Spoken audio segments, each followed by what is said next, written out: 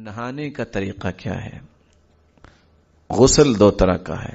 ایک ہے نارمل انسان غسل کرتا ہے، وہ بھی انسان کو وضو مکمل کرے اور پھر اپنے جسم پہ پانی بہائے، تاکہ غسل کرنے کے بعد دوبارہ وضو کی ضرورت ہی نہ ہو، اسی وضو سے ہی آپ نماز پڑھ سکیں. شرط یہ ہے کہ انسان کے دونوں ہاتھ کسی ایسی جگہ پہ نہ لگے. ان اللہ لا یستحیی من الحق، اللہ تعالی حق کو بیان کرنے سے حیا نہیں کرتے.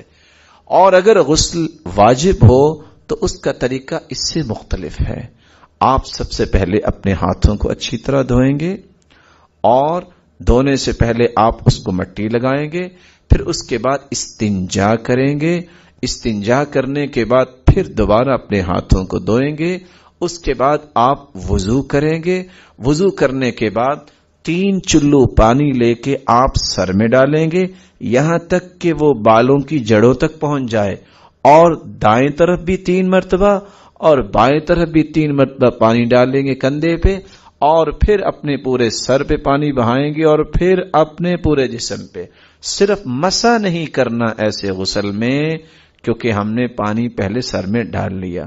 پاؤں آپ وضو کے ساتھ بھی دھو سکتے ہیں اگر آپ کا واش روم جو ہے یا باتھ روم جو ہے وہ اچھا ہے. اگر مٹی ہے کچھ چھینٹے اڑ سکتے ہیں اور آپ کے پاؤں یا آپ کی ٹانگوں پہ پڑ سکتے ہیں، تو پھر آخر میں بھی آپ پاؤں کو دھو سکتے ہیں. یہ غسل کا طریقہ ہے.